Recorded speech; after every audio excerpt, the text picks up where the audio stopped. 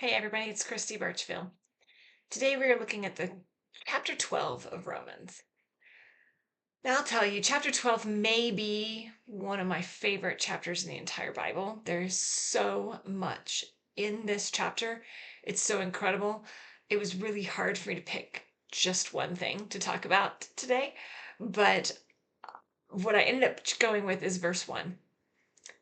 Verse 1 is kind of a pivotal change, a transition in this book. We've gone through these previous 11 chapters where Paul has really been talking about God's perfect, we're not, we need God, right?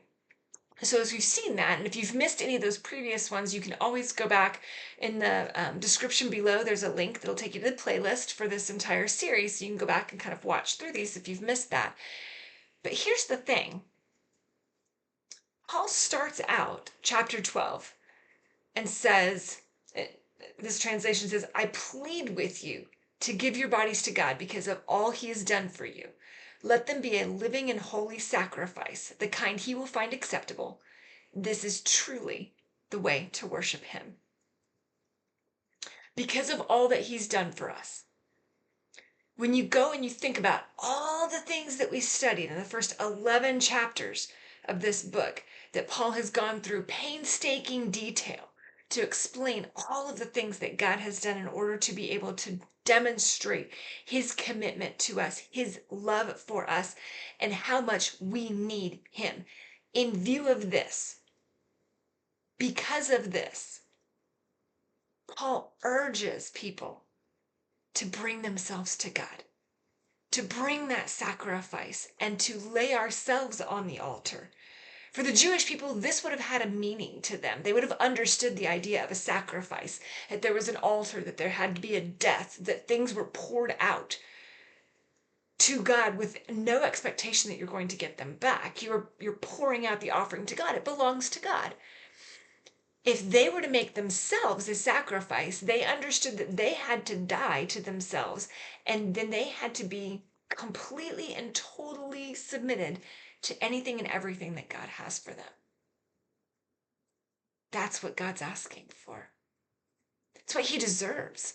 When we look at all of the things in the past 11 chapters, all that God has done, he deserves our surrender. He deserves our commitment to him.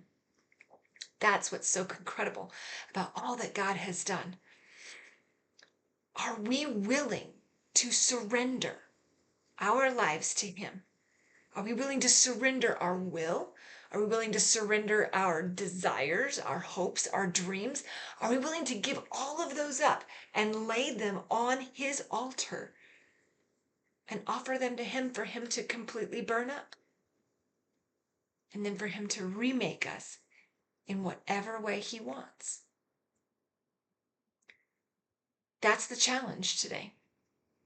When you think about how is this going to apply to your life today, that's what you need to see. That's where this is. We need to make sure that we are coming to God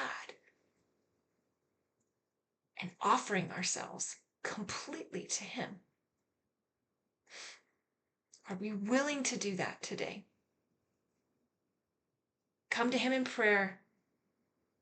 Here I am, Lord. This is me. Take me. Use me however you will. It's my prayer today, and I pray that'll be your prayer too. Make sure you subscribe so that you don't miss a day, and I'll see you tomorrow morning as we continue through this incredible book of Romans. Thanks.